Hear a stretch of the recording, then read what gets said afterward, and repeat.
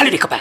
Alors, aujourd'hui, l'objectif du mois. Mais avant toute chose, n'oublie pas de t'abonner à la chaîne, rien ne se perd, ou presque. Tu cliques sur abonner, puis tu cliques sur la petite cloche qui est en bas, comme ça tu es au courant avant tout le monde des nouvelles vidéos qu'il y aura ici, sur cette chaîne. Tu peux aussi me retrouver sur des tas de réseaux sociaux différents, comme, tu regardes ici en dessous, tu fais ton marché.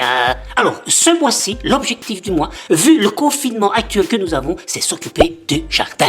Enfin, si t'en as un. Et si t'as pas de jardin, occupe-toi de ta terrasse, de ton balcon, de ton appui de fenêtre. Tous ces endroits sont propices à faire un petit potager personnel. Alors, moi d'une part, c'est d'abord faire mes semis dans tous des matériaux qui sont destinés normalement à la poubelle. Je vais voir les différents matériaux que je vais pouvoir utiliser pour faire mes semis. La deuxième chose que je vais faire, c'est essayer de récupérer un maximum d'eau de pluie, les mettre dans différents contenants pour que quand c'est la sécheresse, j'ai des réserves d'eau. Oui, parce que je dois te dire que l'année passée, la citerne d'eau que j'ai, qui est quand même assez conséquente, elle était vide.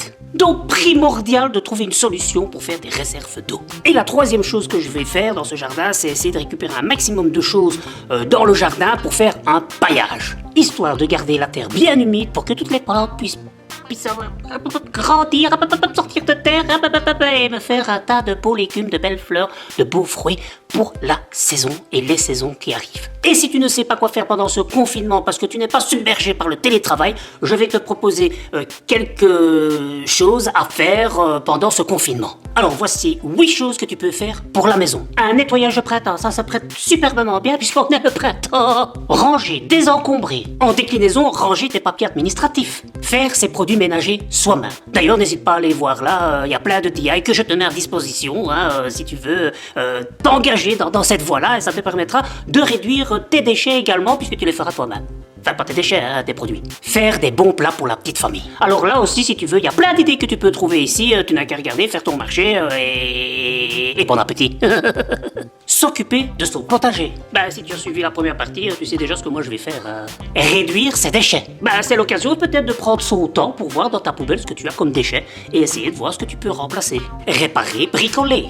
Oui, je suis sûr qu'il y a un tas de choses que tu te dis, ouais, ça je ferai quand j'aurai le temps. Tiens, ce truc, il y a moyen de le réparer, je pourrais le faire. C'est le moment, Et dernière chose pour la maison, repenser sa déco intérieure. C'est peut-être le moment de repenser à rafraîchir tes murs ou tes pièces.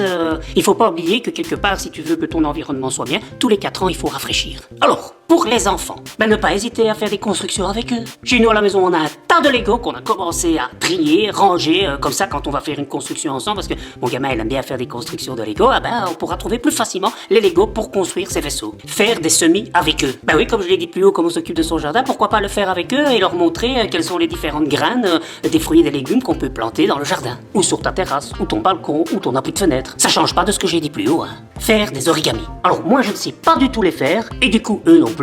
Donc c'est l'occasion peut-être de voir quelques vidéos concernant les origamis pour les fabriquer avec eux. Et peut-être que si j'ai le temps, que je ne suis pas trop occupé d'eux, peut-être que je pourrais faire une vidéo là-dessus. Faire des dessins avec un objet de la vie de tous les jours intégré dedans. Bon, je m'explique. C'est tu fais un dessin, par exemple, tu fais un jardinier, oui parce que c'est la période des jardins. Tu fais un jardinier, par exemple, qui a un râteau. Pour le manche du râteau, par exemple, tu mets un crayon. Tu vois, donc tu as fait ton dessin et en plus tu mets un crayon, tu vois. Tu fais une photo et tu montres à la petite famille qui n'est pas proche. C'est une idée, quoi. Moi j'aime bien.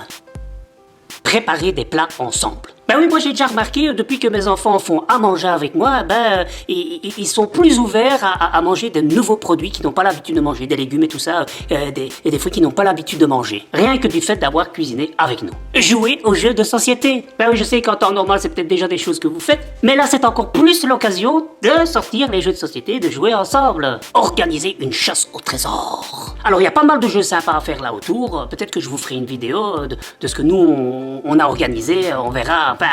J'ai déjà des petites idées dans la tête. Et alors, faire un pique-nique à la maison. Encore une fois, si t'as un jardin, une terrasse, un balcon ou sur ton appui de fenêtre, organise un petit pique-nique ou un espèce de brunch avec tes enfants où chacun aura choisi un aliment qu'il voudrait manger ou un plat à cuisiner qui permettra de mélanger du sucré et du salé. Alors, on a fait la maison, on a fait les enfants, qu'est-ce qui reste?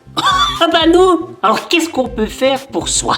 Déjà, peut-être rattraper ou peut-être se donner le temps de regarder toutes les séries, tous les films que tu n'as pas eu l'occasion de voir pendant l'année. Avec modération, bien sûr. Dans le même ordre d'idées, lire tous les livres que tu n'as pas eu l'occasion de lire pendant l'année. Sans modération, bien sûr. Faire une formation en ligne. Alors, sur le net, tu as moyen de trouver des tas de formations sur tout et n'importe quoi, choisis plutôt le tout que le n'importe quoi, ça te permettra peut-être de te faire plaisir d'une chose que tu as toujours voulu faire. Pourquoi pas une formation sur la permaculture? Tu vois un peu où je veux en venir, prendre un cours de montage vidéo, enfin, ou des tas d'autres choses, hein. Moi je te prends des trucs qui me concernent moi, mais regarde ce que tu as envie de faire et peut-être que tu trouveras ton bonheur. Faire des apéros en ligne. Ben oui, avec tous les moyens techniques qu'on a actuellement, avec Internet et tout ça, il y a moyen de faire des apéros avec plusieurs personnes en même temps. C'est rigolo, hein. Nous on a essayé par exemple un anniversaire, ça c'est pas comme un anniversaire où on a vu mais c'est rigolo quand même, ça change, c'est une fois différent. Et pourquoi pas faire des apéros comme ça, de chez soi, où tu bois enfin ce que tu veux, et t'es pas obligé de boire le truc que l'autre veut te faire essayer, que tu aimes pas forcément. Faire du sport. Ben il y a un tas de sports que tu peux faire chez toi à la maison, hein, la muscu, je sais pas moi, du stretching, tu peux courir sur place, hein, ouais, enfin il y a un tas de choses que tu peux faire, et si tu veux pas le faire à la maison, il y a rien qui t'empêche, enfin pour le moment, d'aller courir encore un peu à l'extérieur, dans des endroits où il n'y a pas des masses non plus qui circulent. Ouais, alors je sais qu'en France c'est un peu compliqué, plus compliqué que chez nous, mais bon, enfin restons logiques, hein, où on peut courir quand on veut, parce que mettre des heures pour courir, c'est encore amasser les gens tous en même temps, je vois pas l'intérêt, hein. Ou alors on peut pas aller jogger, ou alors on peut, mais dire on peut aller courir qu'à partir de cette heure-là, c'est quand même mettre tout le monde ensemble aussi, hein. Tu vois, c'est comme un peu dire aux gens qui peuvent pas aller dans un parc, mais qui peuvent aller dans un local pour aller voter. Prendre soin de soi, en faisant un masque de beauté, une épilation, se raser, un truc que t'as pas souvent l'occasion de faire. Enfin, des tas de choses où tu peux une fois prendre soin de toi. Dans le même ordre d'idée, faire du yoga, de la méditation. Enfin, tu vois, un truc zen, quoi, tu vois, qui puisse un peu te recentrer sur toi, te relaxer. Et alors la dernière chose que tu peux faire pour toi, c'est dormir. Ben oui, profites-en, dors un peu plus que d'habitude, quoi. On en a tellement besoin, d'être toujours tellement oppressé dans notre vie quotidienne, ben, que c'est peut-être l'occasion de prendre un peu plus de temps pour se reposer. Voilà. Ouais, je vais bien, hein. J'ai juste un peu d'allergie, hein. Voilà, j'espère que ça t'a donné quelques idées pendant ce confinement. Je sais que pour certains ce ne sera pas facile, ils n'auront peut-être pas le temps de le faire. Mais c'est peut-être le moment de se poser les bonnes questions et de se dire qu'après tout, on a droit aussi à prendre du temps avec sa famille et pour soi. Donc, recentre-toi peut-être sur des priorités. Je te souhaite un bon confinement. Prenez soin de vous chez vous. Et n'hésite pas à liker, commenter et diffuser ces vidéos. Je te dis à très bientôt. Salut les copains.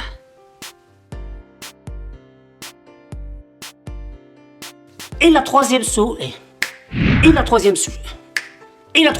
c'est d'essayer de récupérer un maximum de choses dans le jardin qui va me permettre de faire un paillage pour essayer de garder l'humidité un maximum sur mes terres pour que... on va recommencer. Faire de bons plats pour la petite famille. Ah là aussi. Faire de bons petits plats pour la famille.